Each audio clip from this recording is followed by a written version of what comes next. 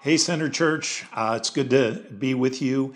I don't know what you've been doing during this time, but I've been pretty much bored to death. I hope you aren't. During this coronavirus, a lot of us have had to stay home. Thankfully, our kids are grown. If you have little kids, we're going to have a special group together for a support group so you can get through this. Anyway, we're going to talk about love, and we're in a part 2 of Love Revolution, and we want to share a special passage. When I want to get to that, every one of us has had experiences in love. So how do you know if you're in love? How do you know if you meet a girl, guys, you meet that girl and you go, this is the girl for me? Or girls, you meet that guy and you go, this is the guy for me. How do you know when you're in love? That first time you're experiencing this kind of a connection and you're thinking, I think I'm falling in love with this girl. And nobody said, I love you yet. So who's going to be the first? And you're trying to figure that out. And you go, well, if I say it, what if she doesn't respond well? And well, somebody's got to say it. I guess I should be the leader. And so you say, for the first time, you work it out. You got it all planned and you're sitting right in front of her. You're looking into her eyes and you say, I love you. And she says, thank you. And you're like, what? I said, thank you. You say, well, I said, I love you. Well, why didn't you say I love you back? Well, I don't love you in that way. Well, what way do you love me? Well, I love you in the way that when you're gone, I don't think about you. That kind of love. Oh man, that's not the kind of love you want. So you kind of wasted that. Now you're in trouble and you're on your own. Well, the kind of love where I love kind of that breakfast burrito, but I like you, then you've got the wrong person. Look, in Psalm 36, we're going to talk about God's love, which is not like our transient love. You fall in love with somebody, things don't work out, you fall in love with somebody else. God's love is an eternal love, and I want to get into that. This kind of elusive thing we call love is something that is concrete, stable, and life transforming. You've got to make a clarification in your own personal life between love for others and love for self. The kind of love that God has for us is for our good, for our benefit. So let me read to you. If you haven't turned to Psalm 36, and you need to open that app. We've got that app. Go to the church app at Center Church, and you'll see that app. It'll have the outline there, but we'll also have these scriptures and the fill-ins on screen. Psalm 36, verse 5 says this, your steadfast love, O Lord, extends to the heavens, your faithfulness to the clouds. Verse 6, your righteousness is like the mountains of God. Your judgments are like the great deep. Man and beast you save, O Lord. How precious is your steadfast love, O God. The children of mankind take refuge in the shadow of your wings. Just as I read over this passage, I noticed several things jump out at me. Heavens, clouds, mountains, great deep, or reference to the sea, or wings in verse 7. There's this metaphors that explain the love of God and how the love of God works toward us. So let me break this down. The first fill-in is this. God's love is everlasting. So the verse says, oh, your steadfast love. In Jeremiah 31, verse 3, it says, I have loved you with an everlasting love. Therefore, I have continued my faithfulness to you.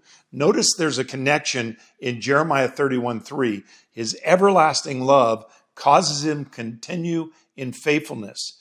In Psalm 36:5, our passage, it says, your steadfast love extends to the heavens, and he attaches it to the heavens or to faithfulness. And he says, your faithfulness are to the clouds. Just like he said in Jeremiah 3:13 is what he's talking about in Psalm 36:5. There's this connection between this everlasting love, this eternal love of God towards us and his faithfulness to us. If ever you see love that doesn't give, it's not faithful, that's not love.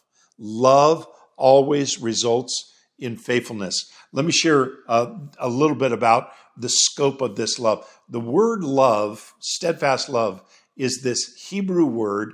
in Psalm 36:5. It's the word steadfast is the word hesed, and it means a kindness, a love that endures. It's the kind of love that always shows mercy, always shows faithfulness. It's the kind of love that you can count on.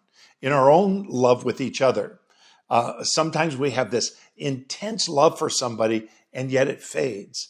Real love does not fade like that, because real love is steadfast. Love means to be seen. When you see someone, and even though they have flaws, you continue to love them, you continue to accept them, that's real love. And every one of us wants to be seen. Well, actually, if we think that people are going to see our flaws, we don't want to be seen. But what is it like when somebody sees every flaw, every blemish in your life, and still loves you? That's the kind of love we're talking about. We're dog people. We've had dogs over the years. We've had one we got as a little baby, a full bred, but mostly we just get rescue dogs. And we just rescued a dog right at the beginning of the coronavirus. So we've only had this dog for a few weeks. And they named her Honey. I'm trying to come up with a better name.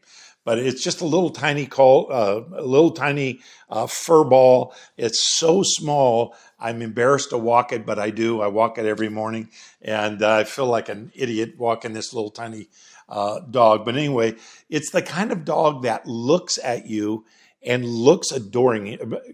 My daughter, Gracie, says, it's like she's looking into your soul. It kind of creeps you out a little bit. But she looks at you so lovingly, and she tilts her head, and she is like, when you pet her, she's just like, you're the best thing ever. And you're thinking, man, this dog really, really loves me. Or it's a creepy, weird dog. But the minute somebody comes into our house that she doesn't know, she goes absolutely nuts. She starts barking. she turns into a demon dog. And that's that kind of that switch that goes off. I don't know what that trigger is, because we got this dog at 2 years old. We don't know what happened to that dog before, but that kind of love that doesn't have these triggers that drives us away. The kind of love that God has is a steadfast love. It's a love that endures. Think about this, guys. Ladies are beautiful. Guys, I mean, let's be honest.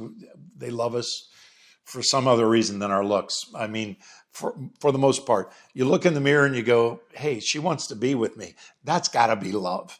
When we're talking about steadfast love of God, he sees all of our flaws, all of our mistakes, all of our failures. He sees us. He knows our failures. And yet he has that kind of love that is so perfect that it doesn't give up even when we fail. It goes on. It says, your steadfast love, O Lord, extends to the heavens. And he uses these metaphors, and your faithfulness to the clouds. And I love this because as I studied this out, I began to think about this metaphor of the heavens. And the heavens, it's not just when we think of heaven, the abode of God. He's really talking about the universe. The heavens are the stellar heaven, not just the atmospheric heaven, but the stellar heaven and the very throne room of God. All of that, the immensity of this universe, that's the kind of love that it says it extends to the heavens. It fills the universe. People talk about love and they kind of walk away when things get rough.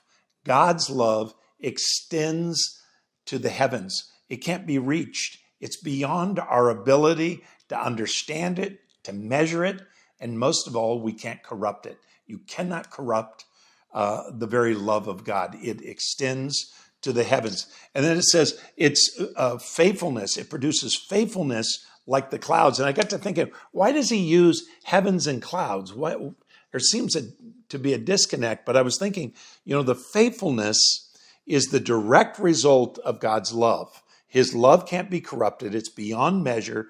But the clouds, their responsibility is to take all that evaporated water and it forms this cloud, and then it results in precipitation or rains down on us. It pours down on us the very things that we need. That's the faithfulness of God. So it's like the heavens. It extends to the heavens. It's beyond our reach. We can't corrupt it. We can't change it. We can't measure it. But it's like the clouds. His faithfulness is just pouring out on us over and over. So this is the kind of a revolutionary type love. The second thing is God's love is preceded by righteousness. His justice is preceded by righteousness. Righteousness always precedes justice. Think about that. Righteousness always precedes justice. This is what it says in Romans 3:26. Listen to this verse. It is the sacrifice of Jesus' body. His sacrifice of his body was to show his righteousness at the perfect time so that he might be just and the justifier of the one who has faith in Jesus. So what he's saying is the sacrifice of Jesus, his righteousness was for this time that he might produce justice. You see, you have to have righteousness first. This is a biblical formula before you can have a real justice. So God's justice is preceded by God's righteousness. And that's the way it is in our lives. That's the way it is God toward us. When we think about God's love, it's that love that just extends beyond that. It says, your righteousness is like the mountains of God. Your judgment are like the great deep. Man and beast you save, O Lord. So I got to thinking about this, and I'm thinking, this is just so difficult to figure out what he's talking about. Righteousness is like mountains. Judgment is like the great deep. But as I mentioned, you've got righteousness that precedes justice. And you've got mountains and you've got the sea. I get to thinking about, creation, that third day of creation. God looks and there is sea and land and there's no distinction. And so he separates on the third day of creation, he separates the sea from the land. How did he do that? Well, we know that there's only one way that this can be done. Plate tectonics. I did a little study on plate tectonics. It causes, the way this works, plate tectonics is where the mountains are actually grow higher and higher and they pile back. And this is how we get the continents that are formed. And as they do that, the oceans become wider and wider. So you create a valley when you create mountains. So the mountains push back and the water, of course, flows to the lowest place. So in creating the mountains, it creates the deep. What does that mean? When God's righteousness is created, it creates a valley, the deep, he says, and that is his justice. So there has to be righteousness in order to have justice. People question God all the time. Why do you do what you do? It's because he establishes first his righteousness, and then he is just, and he is right in creating judgment. So he judges from a point of complete righteousness. This is a powerful metaphor that he's giving. The righteousness of God is found in our lives when we believe in Jesus Christ, and then he is justified in giving us his righteousness. This is a powerful truth of distinction. The third thing that he says in this passage is God's love provides protection. And this protection is powerful. When you think about protection in your life, you probably, if you have children, you fathers, you may feel like, I really want to make sure my children are protected. Right now with this coronavirus, we want to make sure that people with special physical needs or special circumstances, people look at me and they go, okay, you're old. That's a special circumstance. But, people with heart problems, people with problems with their lungs, their breathing, they are very susceptible to this. So if they get the coronavirus, this coronavirus could be deadly to some, where the others, they're beginning to realize many people have gotten it. It had no impact on them. So, when you say, well, what do I say to my children? What you say to your children, especially if they're afraid, is this rarely infects, at least in a very severe way, children. Now, you need to be safe. But when we talk about keeping people safe and protecting people, as you'll see in this scripture in a moment, you've got to see it as a matter of love action. When you love someone, you will protect them. You'll go to any lengths to protect them. Ask yourself this question: would you be willing to die to protect your children? If someone was threatening the life of your children, you would do anything to protect them. If someone was to threaten the life of your spouse, you would do anything to protect them. If anybody was to try to attack my dogs, okay, that's a different story, but that wouldn't work out. But with our children, definitely we want to protect them. Our wife, our husband, we want to protect them. If you love someone, you have to think about how you're going to protect them. The weak should not be shamed. Should never shame someone for being weak. Weakness is a state where you are at that moment. What you do with someone that's weak is you protect them while they improve and grow. The second thing is the weak should be protected while they're getting strong. As you begin to grow and mature and you become more self-sufficient, you don't need that protection. But first of all, weak have to be we have to avoid shaming them. Secondly, weak should be protected until they become strong. And then the third thing is, in some things, we will never be strong. We need to acknowledge, and love will do this, in some areas, we will never be able to overcome. We'll always be weak in certain areas. And that's why we always need the wings of God, as you'll see in this verse. Listen to this. In verse 7, it says, Psalm 36, "How precious is your steadfast love, O God. The children of mankind take refuge in the shadow of your wings." The children of mankind take refuge in the shadow of your wings. Not until you resolve shame in your own personal life are you going to run to God for protection. In fact, I remember messing up when I was a teenager, and I needed to come to my dad because I made a huge mistake, and I needed him to help me in this process of correcting this. And I was so ashamed, I didn't want to tell him. And finally, I got up the courage and said, "Dad, this is what I did, and I need your help." And he said, "Son, don't worry about it. We're going to fix this." I was so shocked. I was thinking he was going to reject me. I thought he was going to shame me. I thought he was going to put tons of guilt. He knew I already had too much guilt. He needed for me to take responsibility and correct that. Shame causes us to run. Shame is not consistent with love. So what we need to do is we need to create an environment of safety. And that's what God does. That's why his love is everlasting. It can't be corrupted. His faithfulness is like the clouds that rain.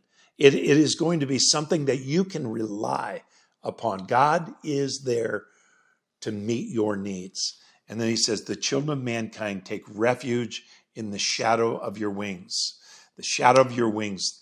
The care of the strong for the weak, vulnerable and fragile. Think about a chicken, a hen, and they have little chicks. And whenever there is danger, they gather those chicks under the wing and they protect those little chicks. The second thing is the sacrificial loving care of a mother. You see that in this. The children of mankind take refuge in the shadow of your wings. God is metaphorically related to a hen that would spread the wings and just bring in those chicks. And that's what mothers do. They care for and protect.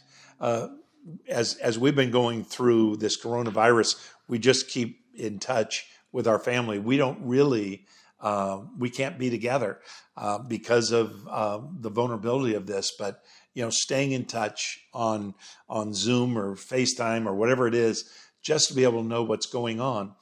The third thing is that close proximity is what's required. If you're going to get under the wings of that hen, you're going to have to get close to that hen. You're going to have to get close to that place of protection. Again, don't let shame drive you from each other. Now let's relate this not only to God's love, because that's what this is about in Psalm 36, but let's relate it to our love for each other.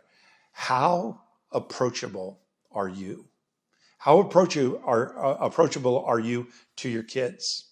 How approachable are you to your spouse? Are you someone that when they mess up, you shame them? Or are you someone that brings them into protection while they're growing and maturing?